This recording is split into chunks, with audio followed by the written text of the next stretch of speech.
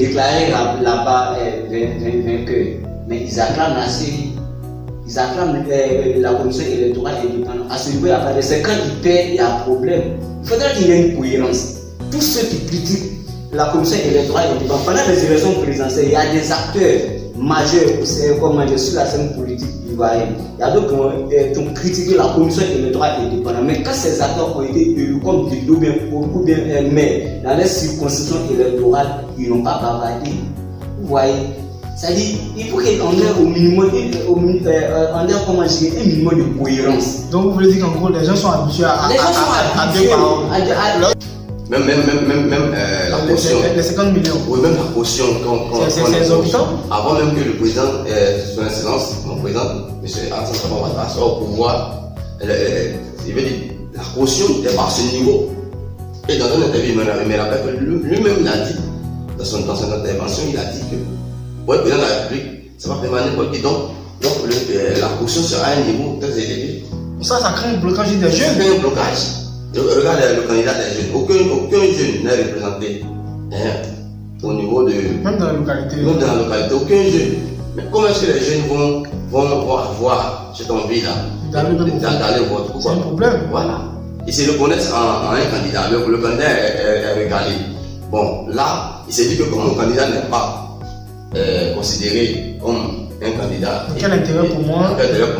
Je vais aller voter. Donc ça fait des frustrations dans le choix. Donc moi je pense qu'on ne devait pas dissoudre la CEI, mais on devait faire une réforme de la CEI afin de la rendre plus transparent, plus crédible aux yeux de tous, afin d'organiser des élections vraiment assez pertinentes.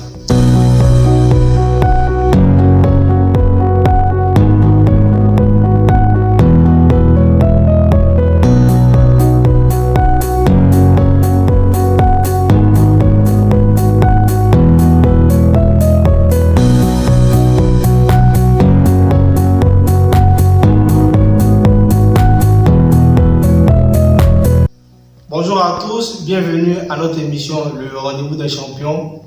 Alors aujourd'hui nous abordons un sujet crucial, la question de la participation aux urnes des jeunes en Côte d'Ivoire. Selon les dernières statistiques, notamment les dernières élections, on a constaté que les jeunes ne s'intéressent plus au vote. Le taux de participation était fixé à 30% lors des élections présidentielles, selon Afrobaromètre, qui nous inquiète par rapport à notre démocratie. Pourquoi aujourd'hui on a encore ce béguin des jeunes sur la scène du vote? Donc c'est la raison de notre débat aujourd'hui avec deux invités de qualité, deux jeunes qui vont nous parler avec intensité de ce sujet-là qui est vraiment crucial pour nous. Bonjour Monsieur Tioté. Bonjour Monsieur Yann. Ça va bien? Ça va très bien chez moi et chez vous? Oui, super. Mais la Côte d'Ivoire était éliminée lors de la Coupe du Monde là. Donc tout le monde est un peu triste là. Malheureusement. D'accord. Alors je rappelle que M. Tioté est étudiant en master 2 de géographie par un jeune leader engagé. Alors, bonjour M. Tiokoura. Bonjour. Ça va bien? Oui, ça va. Merci d'être venu. Merci. D'accord. Je rappelle que également M. Tiokoura est vice-président du Sénat des jeunes et par ailleurs interprète. Donc il est là aussi pour vos activités. La session Cocody. La session Cocody. Oh, ok, d'accord, super. Alors vous avez des sections? Des sections, on fonctionne même comme le Sénat même. Ok. Dans des sections, dans chaque section, il y a un président et un vice-président et un bureau exécutif. D'accord, ok, c'est bien compris. Alors, monsieur, abordons le sujet qui nous intéresse aujourd'hui, la question de la participation des jeunes dans les urnes. Selon vous aujourd'hui, pourquoi est-ce que les jeunes ne s'intéressent pas aux urnes? Selon vous, pourquoi la grande partie de la jeunesse ivoirienne ne s'intéresse pas aux urnes? Qu'est-ce qui crée le problème? Je vais commencer avec monsieur Sina. Merci Yann Kone. Merci pour l'occasion que tu me donnes pour m'expliquer sur ce sujet aussi très important. Voilà, parce qu'il va de l'avenir de la Côte d'Ivoire. Parlons du vote. Le vote, il faut dire que le vote, c'est un devoir et un droit citoyen. Voilà. Et devoir et un droit citoyen où les citoyens, plus particulièrement les jeunes, parce que les jeunes sont à 61% de la population nationale. À travers le vote, ils font le choix de ceux qui détermineront l'avenir du pays. Et pourquoi les jeunes ne s'intéressent pas au vote? Il faudrait qu'il n'y a pas d'effet sans cause. Voilà des raisons d'abstention des jeunes au vote. Il faut dire que les jeunes ne s'intéressent pas au vote. À mon compte, il y a le manque d'éducation civique.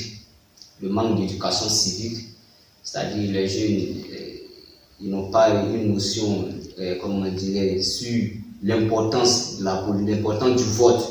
Voilà, quels sont les intérêts, l'important, l'avantage qu'il y a au vote. Après ça, je peux dire que les jeunes ne font plus confiance aux politiciens. Il manque de confiance des jeunes vis-à-vis des politiciens. Et puis, je vais dire encore, pour évoquer autre raison, les jeunes ils se disent que leur voix ne compte pas forcément. C'est-à-dire leur vote, du moins, ne compte pas forcément. Qu'ils votent ou ils ne votent pas, d'autres iront voter. Mais ils ne trouvent pas nécessaire d'aller voter. Donc le simple fait qu'il ne participe pas au vote, même s'il participe, ça ne sert à rien en fait. Voilà, ça ne sert à rien. Puisqu'ils n'ont. Il y a déjà un résultat qui est déjà connu. Non, pas forcément. Il y a un résultat qui est déjà connu. Ils votent, ils ne votent pas. D'autres iront voter. Si eux ils votent, moi en tant que jeune, si je vote et que je ne vote pas, forcément, il y a d'autres qui iront voter. D'accord, ils se disent qu'ils ne sont pas, ils sont jeunes, ils ont autre préoccupation plus noble que le vote. D'accord, et puis il y a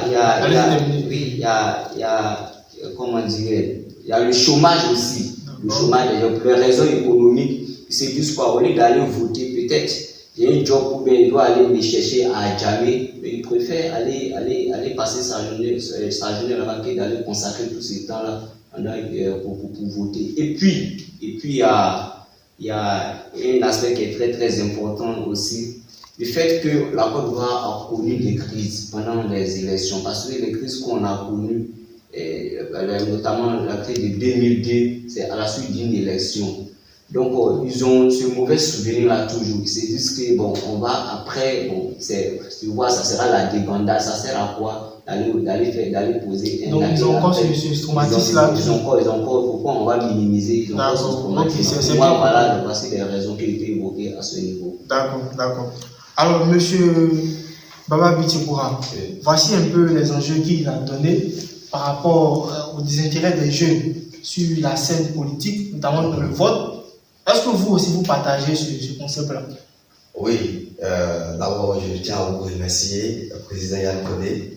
C'est un immense plaisir pour moi de prendre part à cet échange ayant pour thème le désintérêt des jeunes au niveau des votes lors des élections. C'est un thème assez inspirant aujourd'hui même qui devient l'objet d'études de certaines institutions politiques ici en Côte d'Ivoire. Et ça devient de plus en plus récurrent, donc inquiétant. Raison pour laquelle nous sommes très forts d'être présents aujourd'hui afin de répondre à cette question.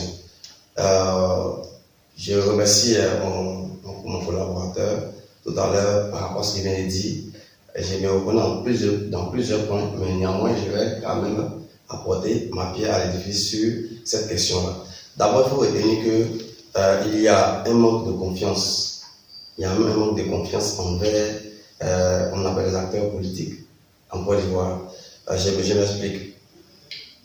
Pendant les élections, les jeunes sont alertés par une campagne à travers tout le pays. Chaque parti, chaque politicien vient parler un peu de son programme. Il vient dire comme ça, si vous me votez, vous aurez du travail, si vous me votez, donc vous voyez que c'est des promesses qui ne sont pas tenues. Donc du coup, la confiance se dégrade au fur et à mesure.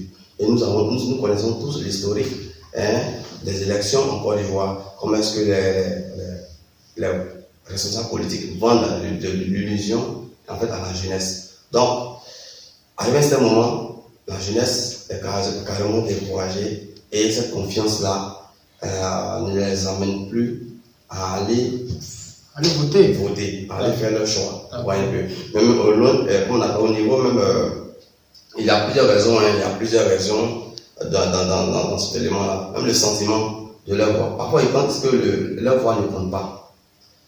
Parfois, ils pensent que leur voix ne compte pas. Ils se disent que, est-ce que, comment je vais aller voter là? Parce que là, comment s'ils ne votent pas, est-ce que ça peut changer quelque chose dans les résultats? Voilà, parce qu'il n'a pas eu cette formation civique et citoyenne. Il n'a pas cette notion-là que savoir compte. Savoir est un pouvoir. Et c'est ce pouvoir-là qu'il doit déléguer aux élus. Donc, en réalité, c'est lui qui donne le pouvoir, la voix à l'autre de diriger. Effectivement. Voilà, donc il n'a pas conscience de ça, que lui-même il est quelqu'un de très important. Et que s'il n'a pas voté, si le vote est fait par quelqu'un d'autre. Mais est-ce que cela n'est pas un manque d'absence d'éducation? Parce que comme M. Dioté le disait, certainement ça doit être ça. Parce que s'ils n'ont pas appris ça à l'école, que le vote c'est important, que la citoyenneté fait partie des grands enjeux pour un citoyen. Donc quelque part on peut se dire que la formation citoyenne a manqué. Voilà. Et c'est là que j'allais en venir. D'accord. Donc déjà même nous devons, dans les écoles, à partir même des écoles primaires, jusqu'à l'université, nous devons instaurer des programmes de formation civique et citoyenne afin de permettre l'observation plus tard d'une jeunesse assez consciente et responsable de ses droits et devoirs. D'accord, c'est bien compris. Très important. D'accord, on va évoluer. Alors, M. Tuti a parlé d'un sujet qui m'a vraiment marqué, la question du chômage. Parce que souvent, quand on voit des jeunes, ils nous disent que voilà, on n'a pas d'argent, on n'est pas inséré, on a des diplômes. C'est ce qui fait que généralement, on est obligé de s'adonner à des pratiques illusoires lors des élections. Souvent, on leur donne des pédiels, puis ils sont satisfaits de ça, alors qu'ils peuvent faire plus que ça. Est-ce que quelque part, la question du chômage n'est pas réellement le véritable facteur qui fait que aujourd'hui les jeunes ne s'intéressent pas au vote? Est-ce que ce n'est pas ça le souci? Allez, merci pour la question. Il faut dire que la question du chômage est la raison, mais elle n'est pas forcément la raison. En effet, on vote. Pourquoi on vote? On va voter. L'objectif premier du vote, c'est-à-dire tu accordes, tu lègues ton pouvoir à quelqu'un afin qu'il puisse décider de ta destinée. Et tu as constaté un fait. Pendant les élections, il y a plusieurs candidats. Chacun viendra, étaler son programme. Là où tu vois que le problème que tu as, celui dans son programme a répondu à ta préoccupation, c'est à ce candidat-là que tu vas accorder ta voix, n'est-ce pas? Voilà. Donc, si la question du chômage, si tu sais que tu es en chômage. Mais souvent, les jeunes ne regardent pas le projet. Ils ne regardent pas le projet, voilà. Ils ne regardent même pas le projet. Si tu es en chômage, mais la meilleure manière pour que ta situation puisse changer, c'est d'aller voter. C'est à celui qui a répondu pendant la campagne, c'est à celui qui a répondu à ta préoccupation, à celui qui a mis un élément de réponse à ta préoccupation pendant ces discours de campagne, n'est-ce pas? Donc, la question du chômage fait partie, mais il n'y a pas une meilleure manière de lutter contre le chômage, à mon avis, que le vote. D'accord, c'est bien compris. Voilà. Je vous redonne la question. Okay. En Côte d'Ivoire, on a pratiquement à peu près 25 millions de jeunes. C'est-à-dire qu'ici, on extrait les étrangers. La France du jeunesse ivoirienne, on peut se retrouver au moins à peu près à 21 millions de jeunes ivoiriens. Maintenant, ceux qui sont en âge de voter, c'est vraiment de 17 à 18 millions de jeunes. Mais dans ces 18 millions, on a l'impression que les jeunes eux-mêmes ne participent pas au vote. Donc, il y a un problème. Et M. Tioté vient de parler de la question du chômage. Certes, le chômage est l'un des facteurs, mais n'est pas néanmoins le seul facteur. Il y a d'autres facteurs qui sont pris en compte.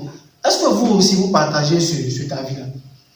Mais alors, quand on fait une élection, quand on campagne... Parce que c'est grave. 30%, c'est grave. Quand on fait une campagne et qu'on promet aux jeunes, on va vous donner de l'emploi.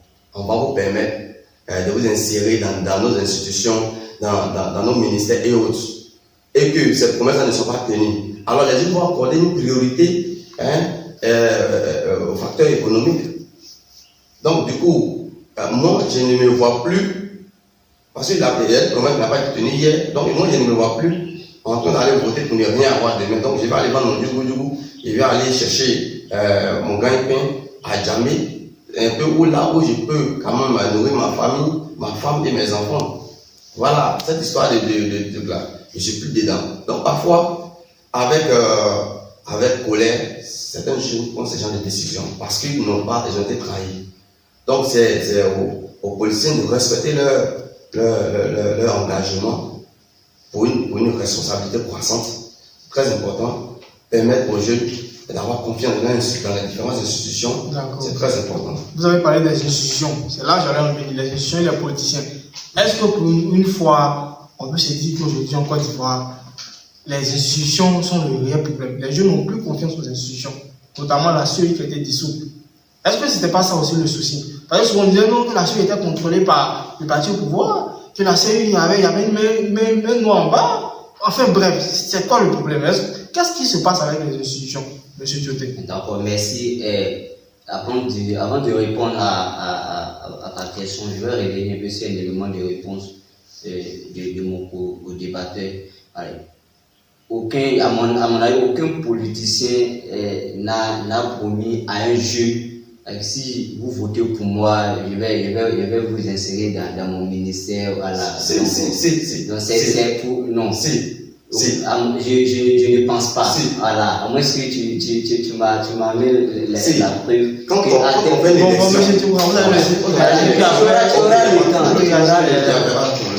sinon, aucun politicien n'a dit si vous votez pour moi, je vais vous insérer dans mon ministère. C'est trop, c'est pas trop. Ok, c'est simple. Donc, je viens, excusez-moi, vous aurez le temps de parler. Pour revenir à votre question, les institutions. Il y a, vous voyez, aucun extraterrestre ne viendra animer nos institutions. Vous voyez, c'est une question d'éducation civique. Un bon citoyen, c'est quoi? C'est celui qui croit aux institutions et il croit aux personnalités qui animent ces institutions-là. Est-ce que vous comprenez? On disait même si on met Dieu. Voilà, même si on met Dieu dedans, mais il y a d'autres mecs qui ne croient pas en Dieu. Est-ce que vous voyez? Donc, c'est là que tout part. Si le jour où on fera confiance à nos institutions, vous verrez que tous ces problèmes-là vont pas totalement disparaître, mais on pourra résoudre à ceux des problèmes. Vous voyez là, si on regarde, on voit un peu comment la composition a été faite et autres. La CEI, je crois bien, qui a participé à organiser les élections de 2010. Les gens disaient quoi? Que c'était, plusieurs politiciens ont dit que c'était la parfaite forme. Parce qu'ils étaient, tous les acteurs à l'époque étaient unanimes. C'était un consensus. Voilà, mais il faut voir ce que ça a posé comme tort à la Côte d'Ivoire. 3000 morts. Et ils ont dissous. Il y a eu, l'arrivée des guides religieux, des sociétés civiles. Oui, il y a des partis politiques, ils n'étaient même pas dedans, notamment le PPACI. Un représentant du PPACI est venu, mais malgré tout ça, les résultats qui se sont, les résultats qui sont lors des élections, lors des élections qui ont été organisées par cette même CEI, d'autres n'ont pas critiqué les résultats. Donc vous voyez, donc c'est une question d'éducation civique. C'est une question d'éducation civique. On doit faire confiance à nos institutions. Là où on prend les exemples, par exemple, c'est les gars, tout se passe bien au Ghana, tout se passe, mais ils ne sont pas plus intelligents que nous. Peut-être d'autres même là, ils ont vu nos modèles. Le problème, ce ne sont pas des institutions, ce sont des hommes. Non, mais la question qu'on se pose, au Sénégal, par exemple, le vote est destiné au ministère de l'Intérieur. C'est le ministère de l'Intérieur qui se charge d'organiser les élections. Alors qu'ici, on se dit que le ministère de l'Intérieur est en charge, c'est le parti au pouvoir qui gère. Le Sokone, en Côte d'Ivoire ici, si on confie les élections au ministère de l'Intérieur, vous voyez ce que ça va provoquer comme je ne sais pas. Les gens ils vont plus critiquer. Parce que les gens se disent que le ministre de l'Intérieur, c'est le président qui le nomme. Or, il a combien de devoirs de redevabilité vis-à-vis du président? Non, ce n'est pas ça la question. Mais c'est vous me nommez président d'une institution. Mais avant d'aller à la tête de cette institution, j'ai pris serment. J'ai pris serment, non? Oui, J'ai pris serment. Donc, ce qui veut dire que c'est l'intérêt du peuple qu'il doit défendre. Je ne dois rien au président de la République. D'accord, c'est bien compris. Vous voulez réagir avec ça? Oui, bien sûr que je vais réagir. Je veux bien encore vous dire que, d'abord, un politicien, pour briguer la magistrature suprême, il a un programme. Il annonce un programme. Et c'est ce programme-là qui permet aux jeunes une observation et comprendre est-ce que ce programme va nous aider. Donc c'est dans ce programme-là que le plus souvent, les politiciens font cette promesse-là, on va vous donner des emplois. Et une chose est dangereuse, c'est que après l'élection, quand ils sont nommés, c'est-à-dire qu'on ne voit pas réellement les actions ils ont eu à promettre pendant les élections. Voilà, on ne voit pas. Et quand c'est comme ça devient compliqué. Maintenant, pour pallier à ça, on nous emmène vers l'entrepreneuriat. Autant même à l'école, on ne nous enseigne pas l'entrepreneuriat. On ne nous enseigne pas comment est-ce qu'il faut entreprendre, comment ça se passe au financement et autres. C'est un processus, l'entrepreneuriat. Voilà, c'est un processus. Même le financement de projet, c'est un processus. C'est un processus. Donc, je pense que c'est à revoir. Je pense que c'est à revoir pour qu'on puisse aller de l'avant. Voilà. Maintenant, quand je dis que les politiciens ne tiennent pas leurs promesses au niveau de l'employabilité, il y a quand même de quoi observer en Côte d'Ivoire. Allez-y. Il y a de quoi observer en Côte d'Ivoire aujourd'hui. C'est vrai que le gouvernement en place fait son travail, ce que j'apprécie beaucoup. Voilà, et salut de passage du président. On a quand même une amélioration des politiques publiques en faveur de la jeunesse. Oui, voilà. Mais est-ce que ça suffit?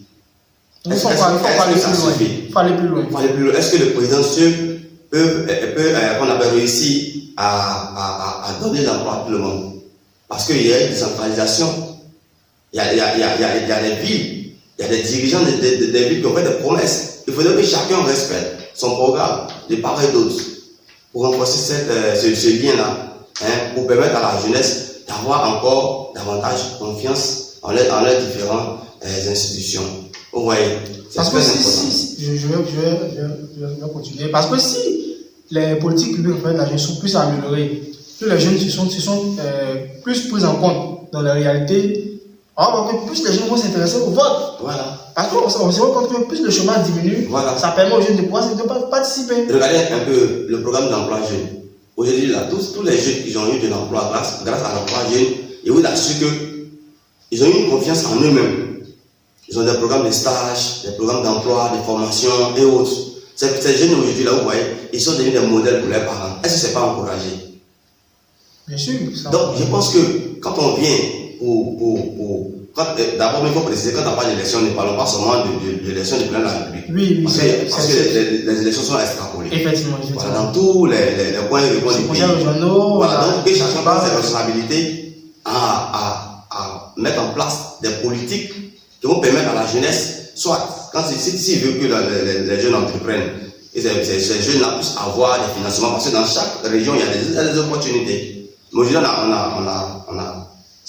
a le regret de voir que, malgré que les jeunes ont ces projets-là, il n'y a pas de financement, il n'y a pas de politique d'encadrement, vu qu'ils n'ont pas cette culture-là d'entreprendre.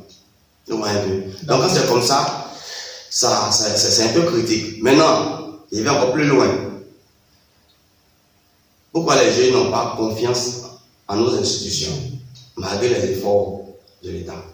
Aujourd'hui, l'État fait plein de choses pour que ces jeunes puissent avoir confiance. Mais malheureusement, on observe le rapprochement et l'éloignement de certains jeunes, de part et d'autre.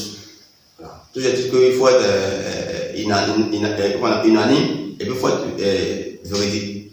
Voilà. Regardez un peu, je parle un peu de la CEI. Excusez-moi, la CEI a échoué dans l'organisation, dans l'exercice de son pouvoir, en permettant de mettre en place le dispositif électoral afin de faciliter les élections en Côte d'Ivoire. Ah bon? Oui, je le dis et je l'assume. Voilà, la CEI a complètement échoué. Raison pour laquelle il y a une dissolution. Si une institution est puissante, pourquoi parler de sa dissolution et de réorganiser une autre institution ailleurs? Chose même qu'aujourd'hui, nous sommes tous en alerte. On essaie de voir de quoi il s'agit, comment est-ce que les choses seront organisées. Oui, mais le contenu n'est pas encore dévoilé. Donc, juste faire une cérémonie pour nous annoncer un nouveau dispositif. Voilà. Composé de 3 organes. Voilà.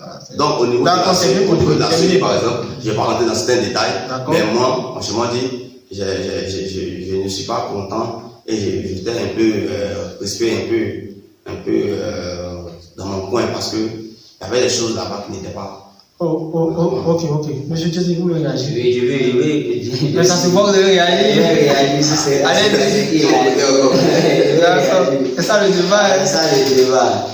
Vous voyez, je vais commencer à comment je dirais, par la question de la CEI. Là, il dit la commission électorale indépendante a échoué. Non, la commission électorale indépendante n'a pas échoué.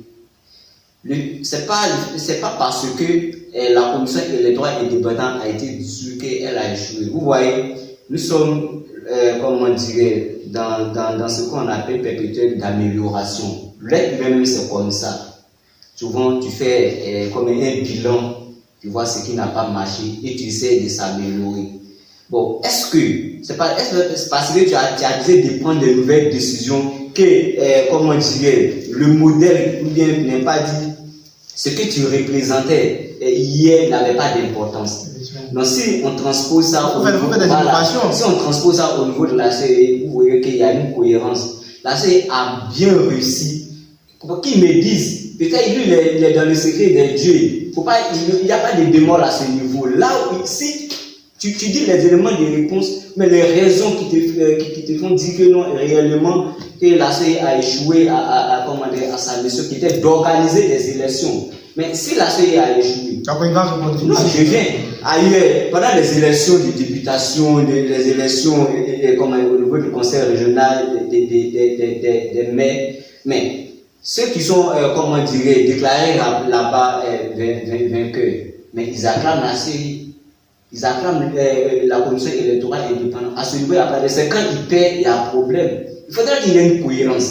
Tous ceux qui critiquent la commission électorale indépendante, pendant les élections présidentielles, il y a des acteurs majeurs sur la scène politique ivoirienne. Il y a d'autres qui ont critiqué la commission électorale indépendante. Mais quand ces acteurs ont été élus comme députés ou bien maires dans les circonscriptions électorales, ils n'ont pas bavardé. Vous voyez? C'est-à-dire, il faut qu'on ait au minimum, un minimum de cohérence. Donc, vous voulez dire qu'en gros, les gens sont habitués à deux paroles. Ils sont dans le beurre. Voilà, qui me disent là où la commission électorale indépendante a échoué. D'accord, allez déterminer. Je vais qui. D'accord. Moi, tout ce que moi je reproche à la CEI, c'est la transparence. Dans le choix des candidats. La transparence dans la responsabilité de la prise en charge de l'exécutif. Dans sa gestion. Mais je ne vais pas rentrer dans ces détails. Non, il faut rentrer. Regardez un peu. Il faut rentrer dans les détails. On ne va pas faire tout un débat sur ça. Il faut rentrer dans les détails. Nous parlons des votes aujourd'hui. Moi, c'est pourquoi je veux. Centré sur le vote. Voilà, je veux un peu. D'accord, allez-y. Mais ce que moi je pense à la CEI, c'est qu'il n'y a pas eu évidemment de transparence. La transparence. Et c'est cette transparence-là aujourd'hui qui a fait.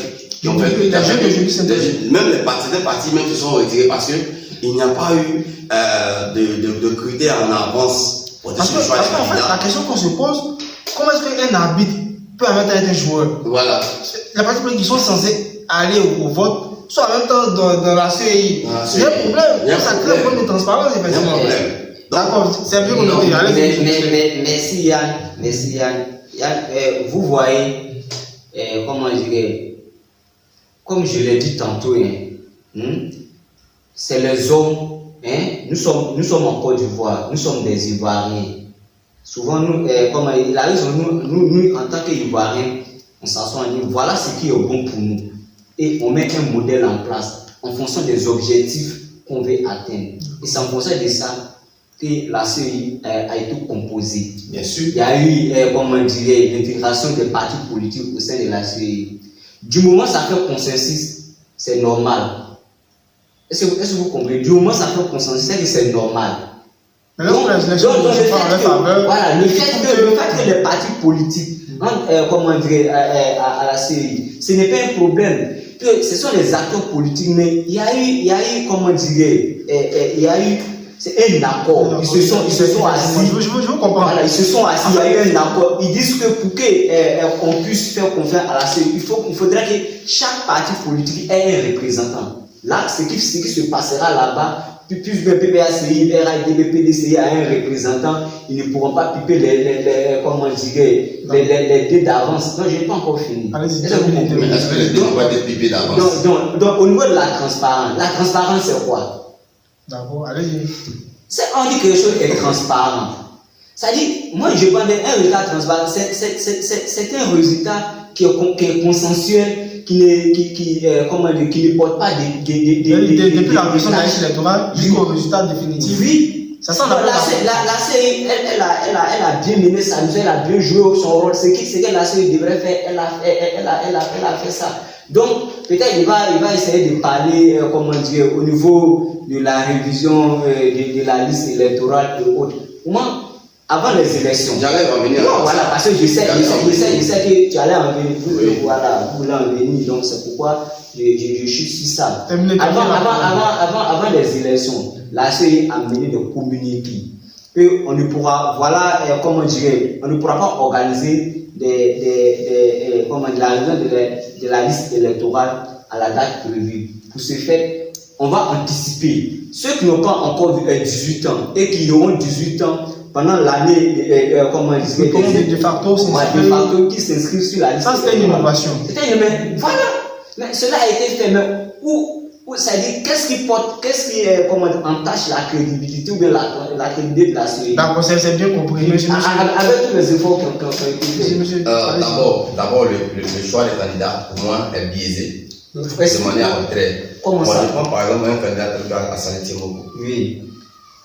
Qu'est-ce que Assani Timoko n'a pas déposé comme dossier? Et c'est quoi le choix des candidats était basé en fait? Quels étaient les différents critères de sélection? Pourquoi ces différents critères de sélection n'ont pas été rendus publics pour que chaque acteur puisse prendre d'avance ses responsabilités, bien avant, peut-être même 6 mois avant, pour que les choses soient. Non, mais M. Tikoura, je vous arrête un instant. D'accord. Pour le cas de M. Assani Timoko, le conseil constitutionnel, on a tous entendu à la télévision, on nous a tous dit qu'il n'a pas rempli les parrainages. C'est ce qui a fait qu'il n'a pas pu se présenter à la présidentielle. Pourquoi vous envoyez sur allez-y. Oui, mais est-ce que le choix des candidats, l'échec des candidats, vous ne pensez pas que le fait qu'il y ait un parrainage à un niveau n'est pas aussi exagéré? Même la caution. Les 50 millions. Oui, même la caution. C'est exorbitant. Avant même que le président, son excellence, mon président, M. Alassane Dramane Ouattara, soit au pouvoir, je veux dire, la caution n'est pas à ce niveau. Et dans une interview, il me rappelle que lui-même, il a dit, dans son intervention, il a dit que pour le président de la République, ça va permettre n'importe qui. Donc la caution sera à un niveau très élevé. Ça crée un blocage des jeunes. Ça crée un blocage. Regarde le candidat des jeunes. Aucun jeune n'est représenté au niveau de. Même dans la localité. Aucun jeune. Mais comment est-ce que les jeunes vont avoir cette envie-là d'aller voter? Pourquoi? C'est un problème. Voilà. Ils se reconnaissent en un candidat. Le candidat est recalé. Bon, là, il s'est dit que comme mon candidat n'est pas considéré comme un candidat. Quel intérêt pour moi? Je vais aller voter. Donc ça fait des frustrations dans le choix. Donc moi je pense qu'on ne devait pas dissoudre la CEI, mais on devait une réforme de la CEI afin de la rendre plus transparent, plus crédible aux yeux de tous, afin d'organiser des élections vraiment assez pertinentes. D'accord, c'est bien noté. Ok. Merci. Il a parlé de la démocratie. Vous voyez, comment dire, il a parlé du cas de Assani Timoko. Vous voyez, c'est ce que j'ai dit tantôt. Il faudrait qu'on soit des démocrates. C'est ça. du moins le Conseil constitutionnel a statué. C'est fini, on ne doit plus remettre ça en cause. C'est ça aussi être un démocrate. Il faut accepter ça. Parce que. Donc pour vous, on doit pas entendre des murmures, tout ça. Non. Les institutions. Voilà, il faut rester. C'est ça. C'est que c'est pas. Je viens. Voilà, ça ne n'est pas démocrate. Non. Mais la démocratie commence pour le peuple et par le peuple. Écoute, si le peuple pense que ce qu'il dit n'est pas pris en compte et que les décisions sont arbitraires, mais c'est libre de critiquer. D'accord, c'est quand même, il y a une liberté d'expression encore. La liberté d'expression est garantie. C'est pourquoi vous et moi, nous sommes là ce matin en train de parler. Merci. Il y a pas le cas qui s'est passé au Sénégal actuellement, quand Sonko a quitté la primature pour aller à l'Assemblée nationale pour être le président de l'Assemblée nationale. Il y a des députés de l'opposition qui ne voulaient pas. Ils ont soumis le dossier au niveau des juridictions compétentes. Mais qu'est-ce qu'ils ont dit? Non, ils sont incompétents pour statuer sur ce dossier-là. Si c'était en Côte d'Ivoire ici, ça n'allait jamais. Ça dit, les gens n'allaient pas accepter. Peut-être d'aller nous que l'institution en question est à la sorte du premier ministre Ousmane Sonko. Comme c'est des démocrates, ça n'a pas créé de polémique. Donc, si le Conseil, si nos institutions, on a fait confiance à nos institutions, les institutions existent, tout fonctionne bien. On a fait confiance. Le jour où on fera confiance à nos institutions, vous verrez qu'on ne va plus faire face à tous ces critiques-là, tous ces problèmes-là. Donc les jeunes. C'est parce qu'on ne croit pas en nos institutions. C'est ce qui envoie. Chacun veut que les choses se fassent, mais les choses se passent comme il veut. Non, ça ne peut pas se passer comme ça. Les choses ne pourront jamais se passer comme nous voulons. Souvent, les choses vont se passer comme on veut. Souvent, ça sera le contraire. C'est donc qu'on accepte le jeu. Lui, avant de commencer ses propos, il a dit qu'il n'y a pas de cause. Il n'a pas d'effet sans cause. Donc, c'est ce que j'ai dit. S'il estime que les jeunes n'ont pas confiance aux institutions, c'est qu'il y a eu fumé quelque part. Quand j'ai évoqué, je n'ai pas parlé de nom. Quand il prend l'exemple, mais le Sénégal, au niveau démocratique, ils sont supérieurs par rapport à Côte d'Ivoire. Monsieur, je vous arrête là. Je vous arrête là. D'accord, monsieur, d'accord. En Côte d'Ivoire ici, toutes nos institutions passent, toutes nos institutions fonctionnent bien. Ils n'ont pas l'habitude démocratique que les Ivoiriens. Le Sénégal n'ont pas l'habitude. Non, ils sont au niveau de la démocratie, ils sont plus en avance. C'est ce que parce que tout à l'heure, mais la démocratie, il prouve que qu'est-ce qui garantit la démocratie? Même le peuple. Si vous ne parlez pas des institutions, qu'est-ce qui garantit la démocratie? C'est le fonctionnement des institutions. Non, mais c'est le fonctionnement des institutions. Et quand j'ai dit il n'y a pas d'effet sans cause, je n'ai rien reproché aux institutions. J'ai évoqué la question du chômage, j'ai évoqué la question de la confiance vis-à-vis des politiciens. Et ainsi de suite, j'ai nullement remettre en cause la crédibilité ou la transformation. D'accord, merci. On va évoluer. D'accord, on va évoluer. Abordons maintenant la question des solutions. Parce que très souvent, voilà, on a l'habitude de critiquer, d'aller à l'encontre de nos institutions. Les jeunes ne se pas au vote. À quelques mois des prochaines élections électorales, parce qu'on sera en 2028 très bientôt. Donc on aura les élections municipales. Voilà. Qu'est-ce que vous préconisez comme solution pour que les jeunes, en fait, de façon définitive, puissent s'intéresser au vote? Qu'est-ce que vous proposez de façon concrète? D'accord, je commence comme tout à l'heure. C'est lui qui donne la parole. C'est lui qui donne la parole. Monsieur, allez-y. Oui, mais il a déjà la parole. Moi, j'ai fait un appel aux acteurs politiques de respecter leurs engagements. Ils ont encore le temps. Ils ont encore le temps de respecter leur engagement. Cela va permettre le renforcement des institutions. Parce que si vous... Quand vous dites de respecter leur engagement, vous voulez dire quoi concrètement? C'est-à-dire que le programme qui a été déroulé pendant les campagnes électorales, il faudrait que ce programme-là soit à la lettre respecté. D'accord. Voilà. C'est-à-dire que si on a promis à un village, à la jeunesse d'un village, d'avoir accès à de l'eau, c'est un exemple, ce qui est déjà fait même, puisqu'en Côte d'Ivoire, déjà, on voit comment est-ce que le gouvernement travaille. Voilà, je félicite ce travail. Donc, en Côte d'Ivoire, on a de l'eau partout, on a passé de l'eau partout, on a passé le courant partout. Voilà, donc je dis comme c'était juste pour citer un exemple. Si on dit à un jeune, si tu me votes, si tu me donnes ton pouvoir, pendant l'exercice de ce pouvoir-là, je vais construire une école, je vais faire tant, il faut que ça soit fait. Il faut que ça soit fait. Ça c'est allez-y, voilà. Et aussi, ce sont des solutions. Oui, ce sont des solutions. Voilà, au niveau des solutions, il faut, comme je l'ai dit en amont, il faut permettre déjà la formation, une formation civique et citoyenne dans les écoles. Et là, déjà, je pense que la Constitution même le dit, hein, l'article 28 de la Constitution le dit. Voilà, mais est-ce que c'est réellement appliqué jusqu'à l'université? Si c'était réellement appliqué, on aurait déjà observé l'impact que cela allait évidemment avoir.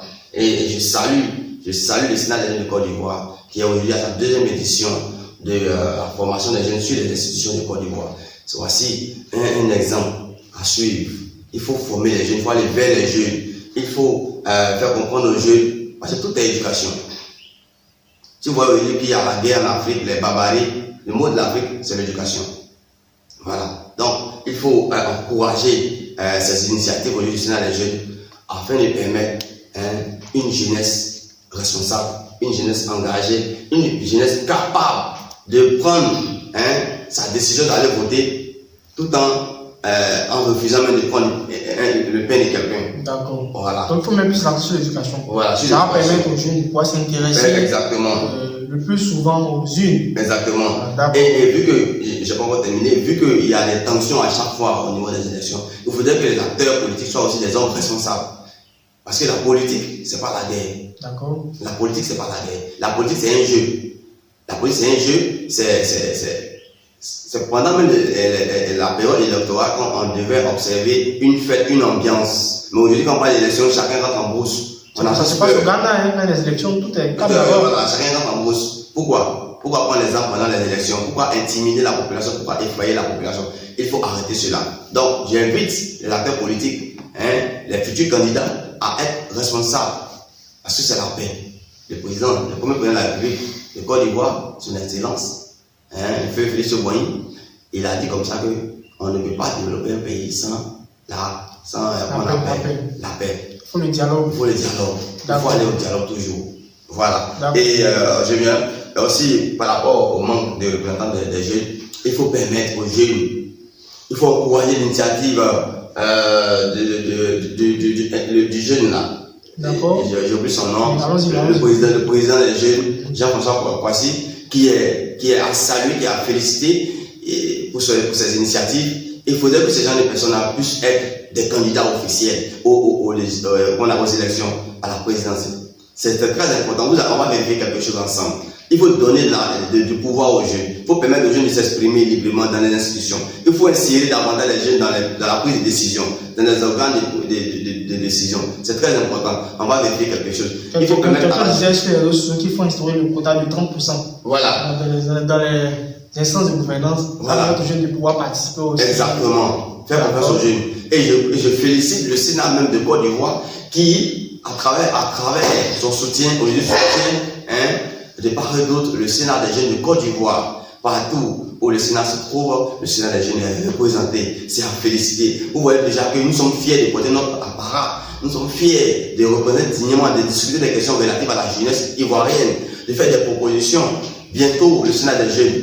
D'accord, terminé. Sera encore à un autre niveau. Donc, voilà. Donc, je termine pour dire que il faut renforcer l'éducation. Il faut renforcer l'éducation au niveau des votes. Il faut renforcer. La CEI doit même mettre en place un programme de formation sur. C'est vrai qu'il y a les codes de vote, mais il faut multiplier les formations. Il faut multiplier l'information. Que les gens aient accès à l'information. Voilà. D'accord, c'est bien compris. C'est très important. Monsieur Dioté, c'est quoi votre mot par rapport merci. Mais, il faudrait que mon collègue sache que le Sénat, c'est une institution, elle travaille bien, mais nous ne sommes pas là pour faire l'apologie du Sénat. C'est que vous représentez le Sénat. Non, je ne suis pas là pour c'est juste pour amuser un peu la galerie. Non, c'est juste pour amuser un peu la galerie. C'est juste pour amuser la galerie.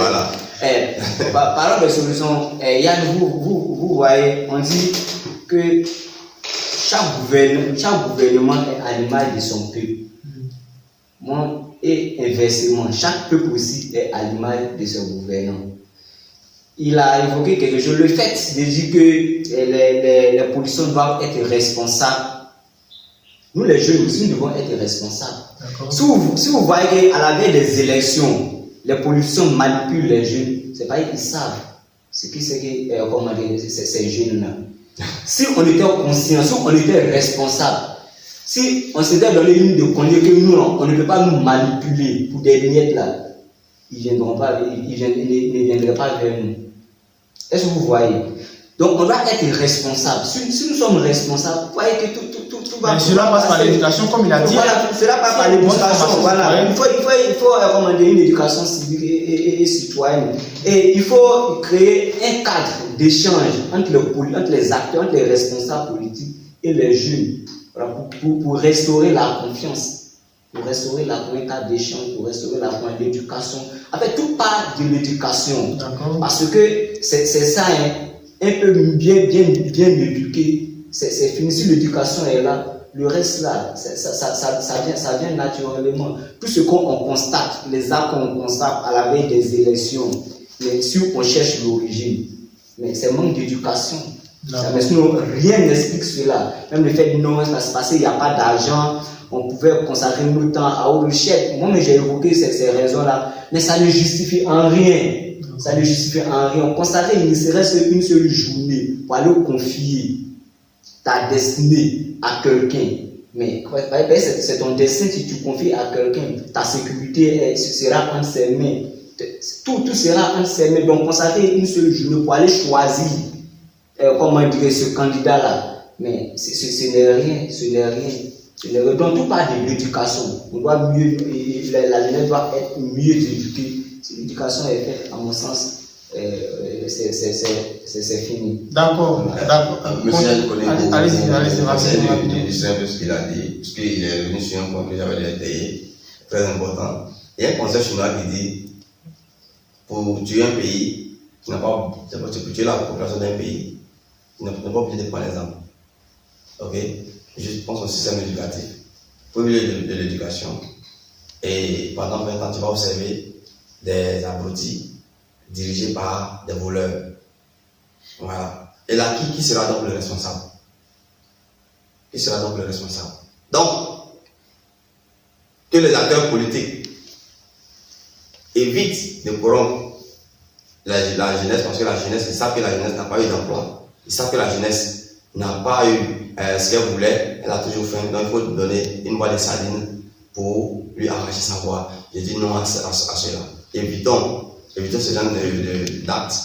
Nous voulons avoir une jeunesse assez efficace, assez responsable pour leur participation aux différents c'est très important. Merci beaucoup, merci à vous, merci M. Djoté. Merci à vous par notre podcast. Merci M. Papa Bitikoura, merci d'être venu. Et voilà, nous sommes au thème de notre émission, le rendez-vous des champions, un podcast qui invite les jeunes à donner leur avis sur des sujets de grande envergure. Aujourd'hui, nous avons abordé un sujet très important, notamment la participation des jeunes lors des jours électoraux. Pourquoi les jeunes ont ce besoin de ne pas participer au vote? On a eu des approbations, des avis partagés. C'est l'occasion pour vous de vous inspirer et de vraiment participer aux urnes. D'ici là, portez-vous bien. Nous nous rendez-vous la semaine prochaine pour une nouvelle émission de qualité. Allez, à bientôt. Ciao, ciao.